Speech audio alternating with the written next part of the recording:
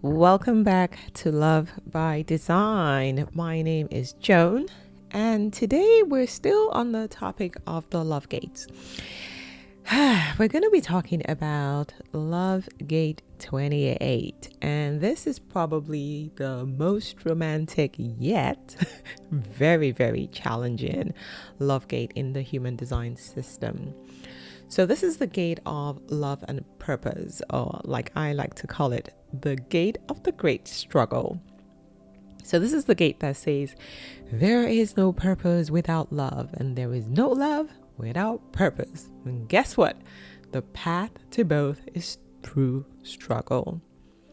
So if you've ever felt like your relationships needed to have a deeper, deep meaning, or you've ever experienced love as this beautiful suffering, or if you've ever found yourself saying, what's the point of this in relationships?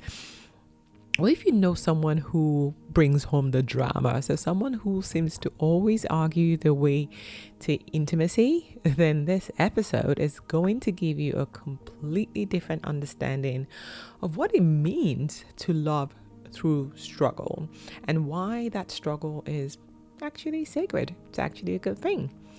So let's dive into what this gate is. So this gate 28 lives in the spleen center, but this isn't just any splenic energy. This is an individual energy. It's the mutative force that carries the unique chemistry of melancholy and the muse. And here's what makes this gate really, really special.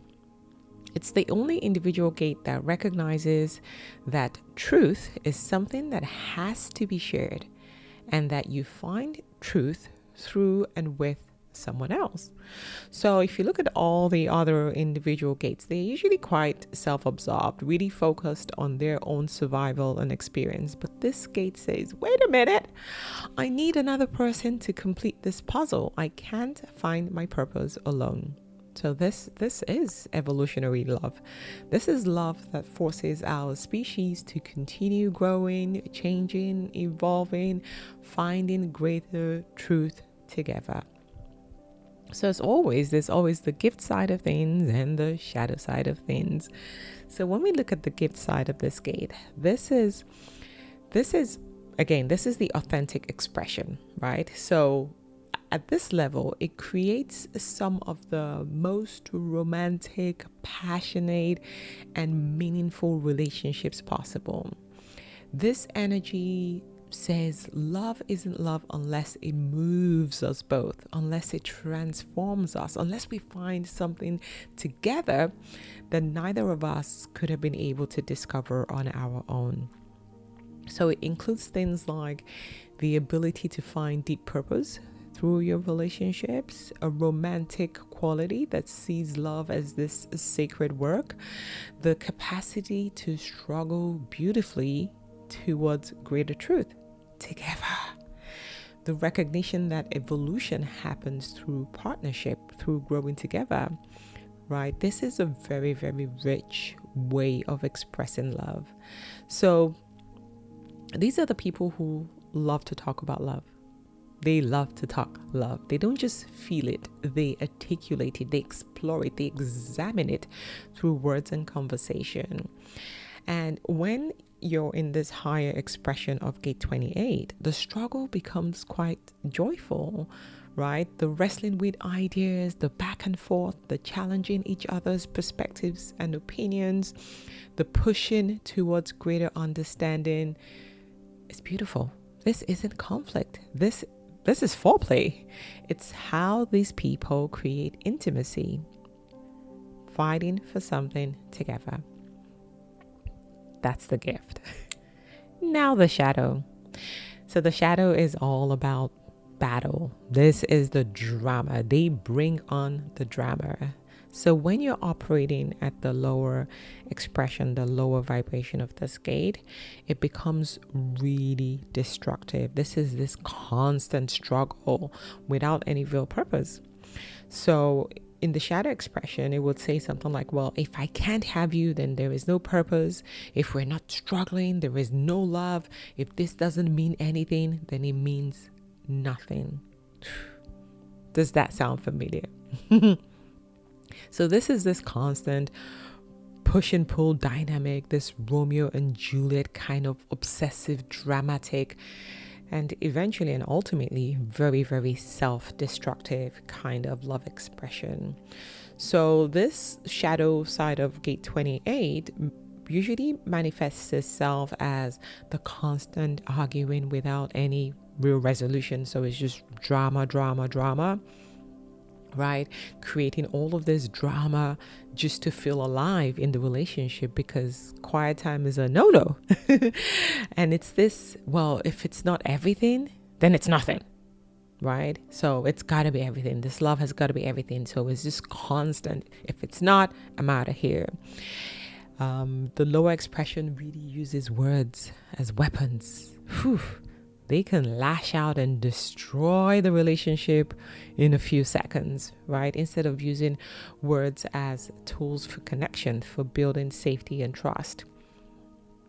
In this lower expression, there's a lot of desperation, a lot of depression, a lot of despair when the relationship is not providing this ultimate meaning, which again, this is what they're looking for. They believe that relationships have to have a purpose. It has to have a bigger, deeper meaning. And trust me, I've worked with clients who have this gate, and it's very difficult to navigate, especially when you're in the lower vibration.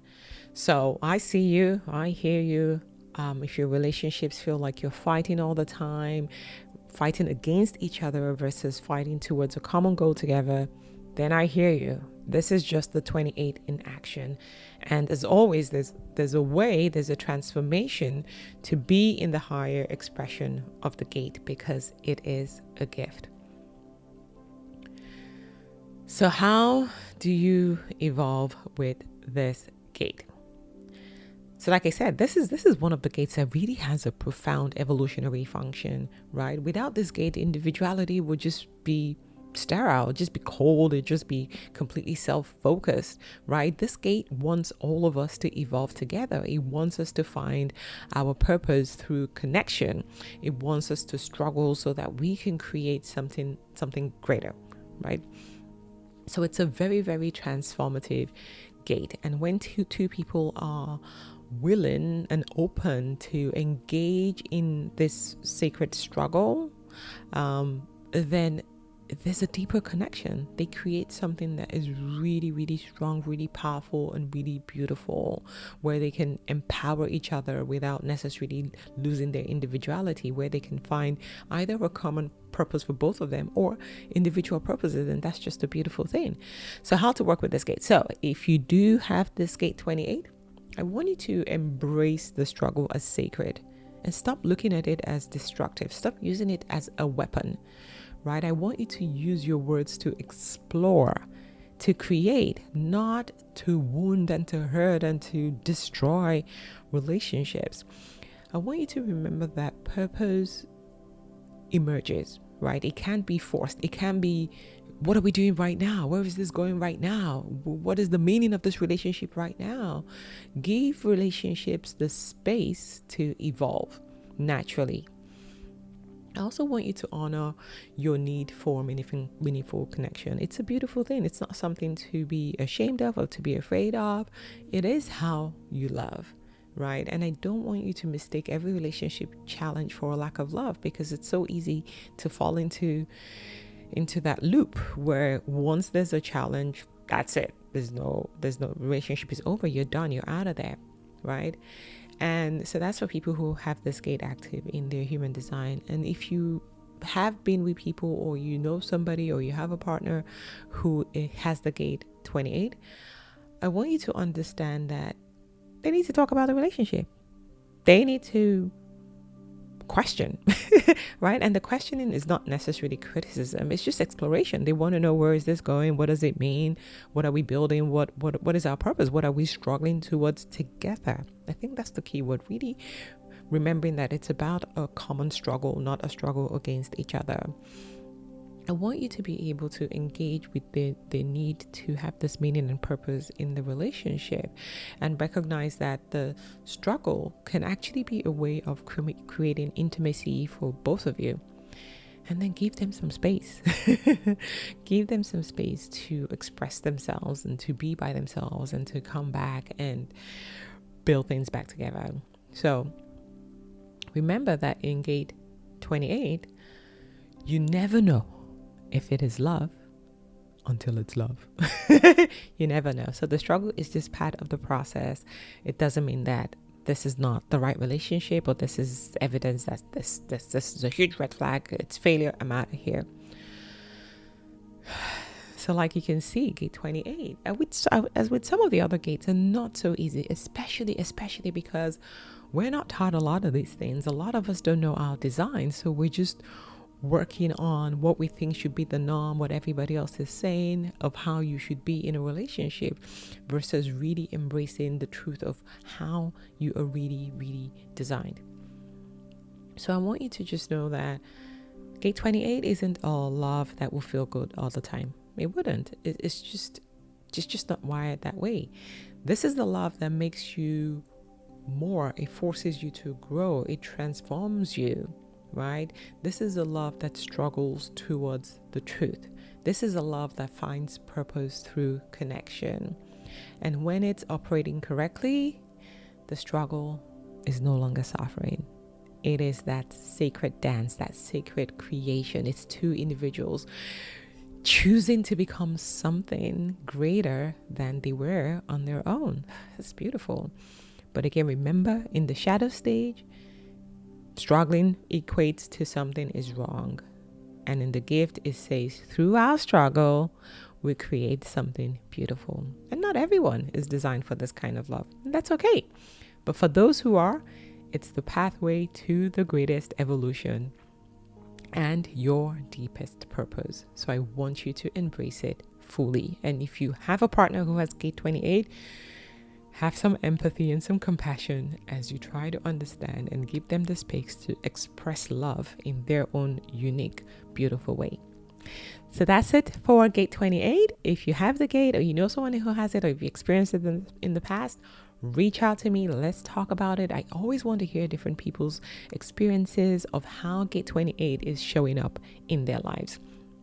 Thank you for continuing to join me on this journey as we explore all of the love gates. We still have 6 more to go, so stay tuned for all of those.